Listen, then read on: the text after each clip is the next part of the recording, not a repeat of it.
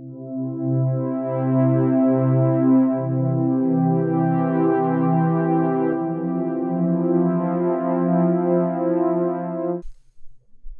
And very warm welcome to all of you. कैसे हैं आप सब? मैं आपका मेंटर और आप देख रहे हैं लर्न इंग्लिश विदाउट रूल्स के डेली डोज का सेशन ईडियम्स एंड फ्रेजेस। जैसा कि आपको पता है कि यहाँ पर मैं हर सेशन में 5 नए ईडियम्स एंड फ्रेजेस के साथ आपके सामने उपस्थित होता हूँ, लॉजिकल अप्रोच के माध्यम से या फिर कोई हिस्टोरिकल एस्पेक्ट्स देकर उसे समझाने की कोशिश करता हूँ ताकि वो लंबे समय तक आपके जहन में बना रहे। साथ ही सेंटेंस में उसे कैसे इस्तेमाल करें उसके लिए हम एक एग्जाम्पल भी आपके सामने रखते हैं। लंबे अरसे के बाद ये एपिसोड आता है और ये एक लिहाजन बहुत ज़्यादा महत्वपूर्ण है क्योंकि कभी कभी इससे 5 डायरेक्ट क्वेश्चन देखे जाते हैं, अदरवाइज ये आपके रीडिंग कॉम्प्रिहेंशन और डिफरेंट क्वेश्चंस में देखने को मिलता है। और अगर इसकी मीनिंग आपको ठीक ठीक नहीं पता है तो आप उस क्वेश्चन के आंसर को कर पाने में असक्षमता महसूस करते हैं। इसीलिए यहाँ पर जितने भी एपिसोड लाए जाते हैं ईडियम्स एंड फ्रेजेस के या जो कोई भी, सभी एपिसोड कहीं ना कहीं एग्जाम ओरिएंटेड है। पिछले दिनों जो मैंने प्रीवियस ईयर के सेशन शुरू किए, उम्मीद करता हूं कि आप एंजॉय कर रहे होंगे, बहुत कुछ उससे आपको सीखने के लिए भी मिल रहा होगा। वो सेशंस भी आते रहेंगे, ईडियम्स एंड फ्रेजेस की भी सेशन को मैं कोशिश करता हूं कि इसकी संख्या बढ़ा सकूं, बट एटलीस्ट एक सेशन जरूर आएगा। तो यहां पर बिना देरी किए हुए चलिए इस सेशन की शुरुआत करते हैं और देखते हैं कि आज के सेशन में कौन कौन से 5 नए ईडियम्स एंड फ्रेजेस लाए गए हैं, उसकी मीनिंग क्या है और उसे सेंटेंस में कैसे इस्तेमाल करते हैं। चलिए देखा।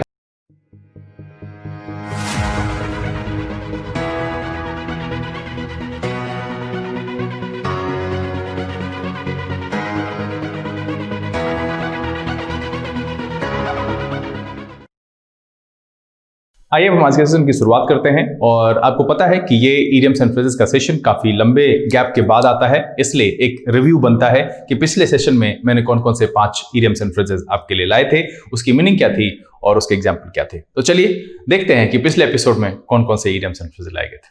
चलिए देखा जाए। आज के सेशन में जो पहला ईडियम्स एंड फ्रेजेस लिया गया है वो है स्पिल द बीन्स।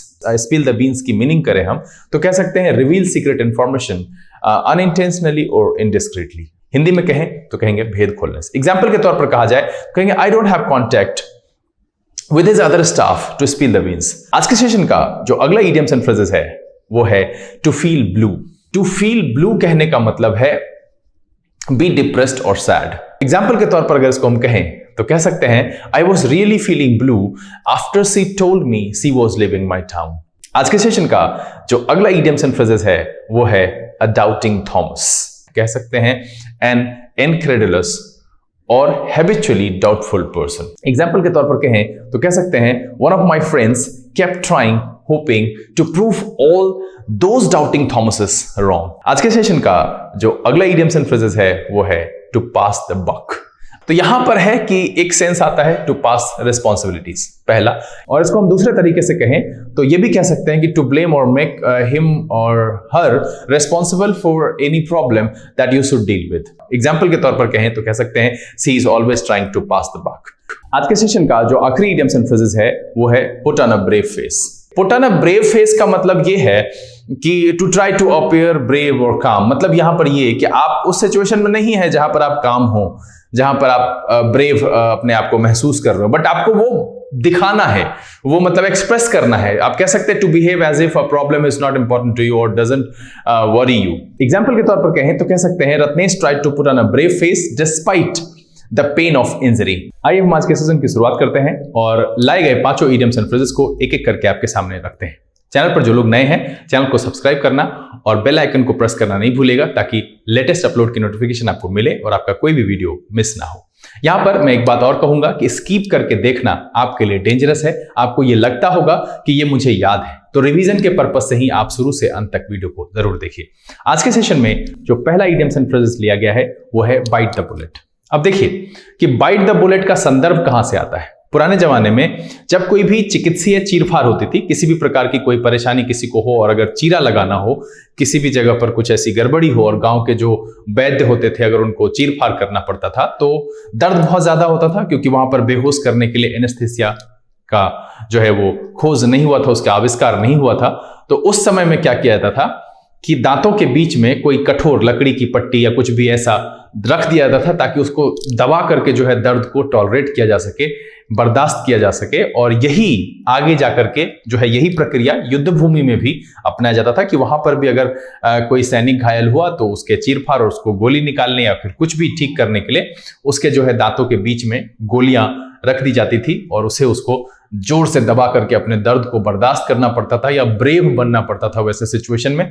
तो यहां पर जो इसका सेंस निकल करके आता है वो आता है to force yourself to do something unpleasant और difficult. To force yourself to do something difficult और अनप्लीजेंट, या फिर कह सकते हैं to be brave in a difficult situation. To be brave in a difficult situation, यहां पर जो है अपने आप को जो है ये करना, कुछ भी अनप्लेजेंट करना या जो आपके लिए समस्या हो उसको करने के सेंस में, या फिर कहीं पर बहादुर बने रहने के सेंस में हम इसका इस्तेमाल करते हैं बाइट द बुलेट। एग्जाम्पल के तौर पर कहें तो कह सकते हैं I hate going to the doctor but I have to bite the bullet. I hate going to the doctor, but I'll have to bite the bullet। मतलब यह है कि मुझे डॉक्टर के पास जाने में नफरत है, बट मुझे ब्रेव बनना पड़ेगा, मुझे डिफिकल्ट सिचुएशन को फेस करना पड़ेगा। मतलब यहां पर है कि I hate going to the doctor, but I'll have to bite the bullet। आज के सेशन का जो अगला idioms and phrases है वो है a blessings in disguise। अब देखिए कि disguise का मतलब होता है छिपाना, वेश बदलना, मतलब है कि वहां पर मौजूद ना होना। और blessings का मतलब क्या है कि blessings का मतलब है कुछ अच्छी चीजों से, आपके लिए फलदायी से, बेनिफिशियल से, या फिर अच्छे गुणों वाले से। अब ब्लेसिंग्स इन डिस्गाइज कहने का मतलब है कि कुछ छिपे हुए रूप में कुछ होना जिसका कि शुरुआत में आपको पता ना हो। दैट मीन्स कि आपके लिए कुछ भी सॉरोफुल हो, डिफिकल्ट सिचुएशन हो, बैड और अनलकी हो, और वहां पर कोई ब्लेसिंग्स हो जो कि छिपा हुआ हो और वो आपको बाद में मिले, तो ऐसे सिचुएशन के लिए हम इसको इस्तेमाल करते हैं। जैसे कि बहुत सारी चीजों में ऐसा होता है कि हम कोई निर्णय लेते हैं जो हमारे लिए दुखदायी होता है। हम ये सोचते हैं कि यार इस तरह के निर्णय बहुत कष्टदायी है, बहुत जो है अनप्लेजेंट है, मेरे लिए अच्छा नहीं है, बट अंततः जब उसके फल अच्छे हो जाएं तो ऐसे संदर्भ में हम इसका इस्तेमाल करते हैं अ ब्लेसिंग्स इन डिस्गाइज। ऐसे इसका जब हिस्टोरिकल एस्पेक्ट देखेंगे तो जेम्स हेरवी नाम के एक रचनाकार थे, एक लेखक थे, जिन्होंने अपनी रचना reflection on the flower garden में 1714 ईस्वी में ये अ ब्लेसिंग्स इन डिस्गाइज का इस्तेमाल किया था। और उसके बाद यही चीजें जो है लोगों के द्वारा आम बोलचाल में इस्तेमाल होने लगी। और उसका संदर्भ क्या था कि कोई भी ऐसी चीज जो कि शुरुआत में, कोई भी ऐसी घटना जो कि शुरुआत में बुरी हो, अनलकी हो, बैड हो, और बाद में जाकर के वो आपके लिए फ्रूटफुल हो जाए, फायदेमंद हो जाए, कुछ अच्छी चीज वहां पर हो जाए, तो उस संदर्भ में हम इसका इस्तेमाल करते हैं। और अगर इंग्लिश में से कहें तो कह सकते हैं समथिंग दैट सीम्स बैड और unlucky at first but results in something good happening later. मतलब है कि समथिंग दैट सीम्स बैड और अनलकी एट फर्स्ट, शुरुआत में जो है बैड और अनलकी दिखे, लगे, महसूस हो, but results in something good happening later, but उसका जो है बाद में उसका अच्छा रिजल्ट हो। एग्जाम्पल के तौर पर कहें तो कह सकते हैं losing that job was a blessing in disguise. Losing that job was a blessing in disguise. आज के सेशन का जो अगला idioms and phrases है वो है ऑल हेल ब्रेक्स लूज। अब देखिए इसको हम तोड़ करके समझने की कोशिश करते हैं। सबसे पहले ब्रेक्स लूज, ये एक वर्ब है, ब्रेक लूज, जिसका मतलब होता है मुक्ति पाना। और मुक्ति पाने को आप दूसरे सेंस में भी इस्तेमाल कर सकते हैं, फैल जाना, व्याप्त हो जाना। कुछ भी अगर स्वतंत्र होगा तो वो फैलेगा, व्याप्त हो सकता है। तो यहां पर जो है ब्रेक लूज, इसको आप ब्रोक लूज, ब्रोकन लूज जैसे है वो उस तरीके से इस्तेमाल होगा। ये एक वर्ब है। अब देखिए ऑल हेल, हेल का मतलब क्या होता है? बुरी स्थिति से, नर्क से, कुछ भी जो क्योटिक है, वायलेंट है, नॉइजी है, उसको आप कह सकते हैं what the hell is this कहते हैं। जब भी कहीं बुरा पर कुछ होता है तो वहां पर हम बोलते हैं ये बात। तो हेल का मतलब क्या है? बुरा से है। तो यहां जो संदर्भ आता है वो संदर्भ ये आता है कि किसी भी चीज का या कोई भी सिचुएशन है जो कि अचानक से वायलेंट हो जाए, नॉइजी हो जाए, तो उसके लिए हम इस्तेमाल करते हैं ऑल हेल ब्रेक्स लूज। ये जॉन मिल्टन द्वारा अपनी रचना पैराडाइज लॉस्ट में प्रयोग की गई थी। और उसी समय से हम इसी संदर्भ में जब कोई भी चीज जो है सडनली क्योटिक हो जाए, अनप्लेजेंट, वायलेंट, नॉइजी हो जाए, उस सेंस में हम इस्तेमाल करते हैं ऑल हेल ब्रेक्स लूज। इसको कहें तो कह सकते हैं the situation suddenly becomes violent और noisy especially with people arguing और फाइटिंग। मैंने कहा the situation suddenly becomes violent और नॉइजी विद पीपल आर्गुइंग और फाइटिंग। मतलब मैंने क्या कहा कि सिचुएशन का अचानक से क्योटिक हो जाना, इस सेंस में हम इस्तेमाल करते हैं all hell breaks loose. Example के तौर पर कहें तो कह सकते हैं one policeman drew his gun and then suddenly all hell broke loose. One policeman drew his gun and then suddenly all hell broke loose. मतलब है कि पुलिस वाले ने अपनी गन निकाली और अचानक से सब कुछ क्योटिक हो गया। एक पुलिस वाले ने अपनी गन खींची, निकाली और अचानक सब कुछ क्योटिक यानी कि वायलेंट, नॉइजी, अनप्लेजेंट हो गया। मतलब है, एक बार फिर से एग्जांपल सुनिए, one policeman drew his gun and then suddenly all hell broke loose. आज के सेशन का जो अगला इडियम्स एंड फ्रेजेस है वो है back to the drawing board. इस पूरे में back to the drawing board में एक तो सबसे पहले है बैक टू, मतलब है कि वापस लौटने के सेंस में। अब यहां पर हम ड्राइंग बोर्ड के हिस्से को समझते हैं और इसी से आपको मीनिंग आ जाएगा। ड्राइंग बोर्ड का क्या मतलब है? ड्राइंग बोर्ड का मतलब आप यहां से ले सकते हैं कि जहां हम कोई योजना बनाएं, कोई स्ट्रैटेजी प्लान करें, कोई नक्शा बनाएं, कोई जो है कार्य रूप जो हो उसका प्रोटोटाइप होता है वो हम वहां पर तैयार करें और फिर उसको जो है फील्ड में ले जाएं, जहां पर इंप्लीमेंट करना है वहां इंप्लीमेंट करें। तो ये कहां होगा कि back to the drawing board कहने का मतलब क्या है कि फिर से किसी योजना को शुरू करना है, फिर से कोई प्लान बनाना। स्पेशली जो इसका संदर्भ है, जो हिस्टोरिकल एस्पेक्ट है इसके पीछे, वर्ल्ड वॉर सेकेंड के टाइम पर ये ज्यादातर इस्तेमाल होता था कि उस दौरान कुछ भी ऐसा हो जाए जो कि फेल हो गया, तब कहते थे back to the drawing board. मतलब है कि फिर से कोई नई योजना, मतलब है to start planning something because the first plan failed. To start planning something because the first plan failed. इस सेंस में हम इसका इस्तेमाल करते हैं back to the drawing board. Example के तौर पर कहें तो कह सकते हैं his experiment was a failure so he is back to the drawing board. His experiment was a failure so he is back to the drawing board. मतलब है कि उसका एक्सपेरिमेंट जो था वो असफल था, इसीलिए वह एक नई योजना फिर से बनाने के लिए back to the drawing board हो गया। मतलब है कि his experiment was a failure so he is back to the drawing board।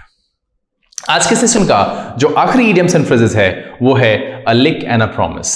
अब देखिए यहां लिक का जो मतलब है वो पुराने जमाने में इस्तेमाल होता था किसी भी चीज को बिना एफर्ट, मतलब बहुत कम एफर्ट लगाए हुए, और एक्चुअली जो एक्ट ऑफ वॉशिंग है उसके लिए इस्तेमाल करते थे। किसी भी चीज को साफ करने में बिना एफर्ट लगाए जल्दी जल्दी कर दिया, act of washing something quickly और केयरलेसली, इस सेंस में हम उसका इस्तेमाल करते थे। बट यहां पर जो है वो अ प्रॉमिस जोड़ने का मतलब है कि कभी हम बाद में अच्छे से कर देंगे, उसके लिए प्रॉमिस। वो जो है ये जो अभी क्या कहते हैं the act of washing something quickly और केयरलेसली, इसमें अ प्रॉमिस जोड़ने का मतलब है कि सम टाइम लेटर, इसमें जो है हम बाद में उसको अच्छे से कर देंगे, इस सेंस में यहां पर इसको यूज करते हैं। ऐसे पुराने जमाने में जो मैंने इतनी सी बात कही कि act of washing something quickly and carelessly, इसके लिए सिर्फ लिक का प्रयोग होता था और वो बहुत पहले होता था, बट उसी का ये इम्प्रोवाइज्ड फॉर्म है अ लिक एंड अ प्रॉमिस। तो इसका जो सेंस आता है act of washing something quickly and carelessly, इस सेंस में हम इसका इस्तेमाल करते हैं a lick and a promise. Example के तौर पर कहें तो कह सकते हैं Aditya gave the bike a lick and a promise. Aditya gave the bike a lick and a promise. मतलब है कि आदित्य ने बाइक को बहुत केयरलेसली और क्विकली धोया। Aditya gave the bike a lick and a promise. उम्मीद करता हूं कि अभी जो ये 5 idioms and phrases आपके सामने रखे गए, जिसमें पहला था बाइट द बुलेट, दूसरा था अ ब्लेसिंग्स इन डिस्गाइज, तीसरा था ऑल हेल ब्रेक्स लूज, चौथा था back to the drawing board और जो आखिरी था a lick and a promise, सबके मीनिंग और सेंटेंस में प्रयोग आप आसानी से समझ गए होंगे। अगर आपके मन में कोई भी दुविधा रह जाए तो आप नीचे कमेंट करके मुझे सूचित जरूर करें, मैं यथासंभव उसका समाधान करने की कोशिश करूंगा। बहरहाल उम्मीद करता हूं कि इस वीडियो से आपको कुछ ना कुछ सीखने के लिए जरूर मिला होगा। अगर ये वीडियो आपको पसंद आया आप इसे लाइक कर दें। अगर आपने चैनल सब्सक्राइब नहीं किया है प्लीज सब्सक्राइब कर लीजिए। जो लोग पहले से जुड़े हुए हैं वो इसे ज्यादा से ज्यादा सोशल नेटवर्किंग साइट पर शेयर करें। पढ़ें, पढ़ाएं, खुश रहें, मस्त रहें, घर में रहें, अपना और अपने परिवारजनों का ख्याल रखें, साथ ही आने वाली चुनौतियों का सामना करने के लिए खुद को तैयार रखें। अगले दिन यहां से फिर एक रोचक एपिसोड के साथ उपस्थित होते हैं। तब तक के लिए लर्न इंग्लिश विदाउट रूल्स के सेशन से this is B K Singh signing off. Keep reading, keep practising. Thank you, God bless you.